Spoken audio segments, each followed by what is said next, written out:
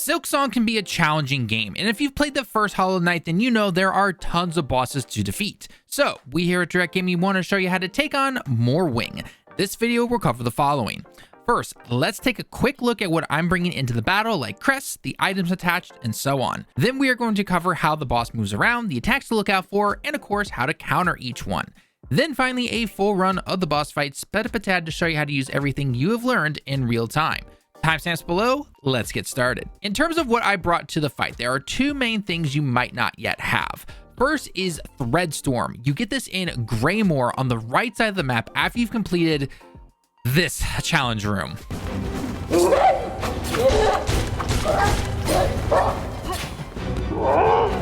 The other is right before the boss on the left side where you actually have to go, and that is getting the Reaper's Crest. This helps you with getting Silk back after healing and changes the way your attacks are. If you liked playing similar to how you did with the Knight in the first game, then this is going to be just for you.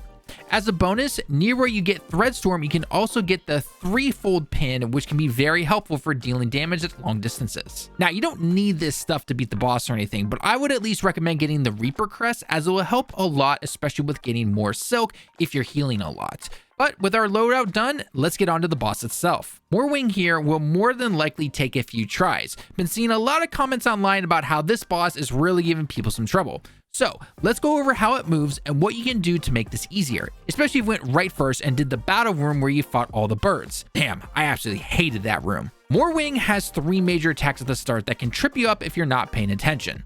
The first one being his dive attack. The boss will back up and fly at you along the ground and then finish a bit above the ground, kind of like a crescent shape. When it comes to avoiding this attack, you need to jump over it. If you feel like it, you can actually attack as you jump over the boss, but he does move pretty fast, so just be careful there. The thing to remember though is you cannot outrun this by going all the way to one side of the arena. The boss will continue to fly along the ground until he either hits you or you jump over him, so just keep that in mind right there. The second attack is this wind ball attack, where the ball will shoot out at you along the ground and eventually curve up. In order to avoid this, simply just jump over it. This move will get upgraded as the battle goes on, but we'll cover that in a minute. The final attack you will come across is this multi-blade-like attack with its talons, usually used if you get too close to the boss for too long. I recommend simply dashing backwards to avoid it, then you can dash forward and get some free hits on the boss. It'll be these three attacks you need to avoid and counter until the boss enters the second stage. You'll notice to make things easy, I kind of keep my distance just a tad so it's easy to read the boss's moves, dodge / counter, and then get my hits in.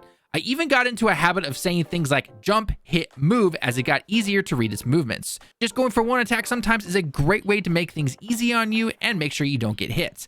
Eventually though, you will stun the boss where he will fall to the ground. Do not stand too close as he falls, otherwise you will get hurt if the boss touches you. Dash backwards a bit, let him fall to the ground, and then go in for your free hits. When the boss roars like you're seeing here on screen, all of his moves are going to get updated. There's even a new one.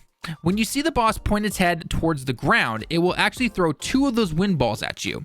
They will shoot out horizontally and then curve downwards towards you and then crisscrossing each other. Then they will continue to travel along the ground until the edge of the arena is reached. I found that simply staying away just a little bit so the first ball can't hit you and then wait for the second one to come towards you and simply jump over that. Again, you can do whatever you want, but I personally found this to be the easiest. In terms of the updated attacks, here's what has changed.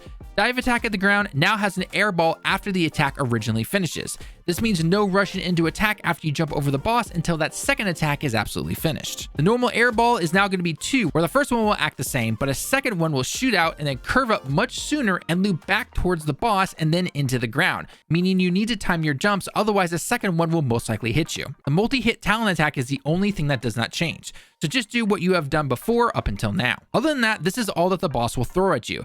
I find myself in the second half saying out loud what the attacks were, and funny enough, it helped out a lot.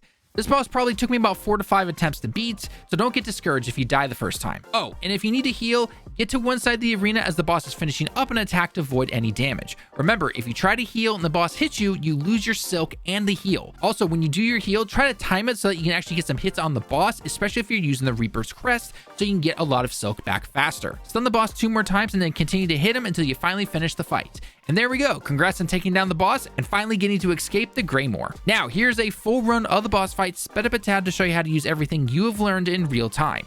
If you're finding it challenging, try a couple of runs to simply learn the timing of the attacks and how to best move around the arena. It's okay, as I said before, to take a few tries. If you enjoyed the guides and the like on the video shows us that you enjoy this type of content, and don't forget to check out our other Silksong guides and content along with our other videos in the top right corner and pinned comments. Thanks for watching the video. I've been Talon with Direct Gaming. I hope you have a great day and week, and I hope to see you all in the next video or in our live streams. We enjoy getting to chat with everyone on Friday who shows up. Until next time though, Johnny.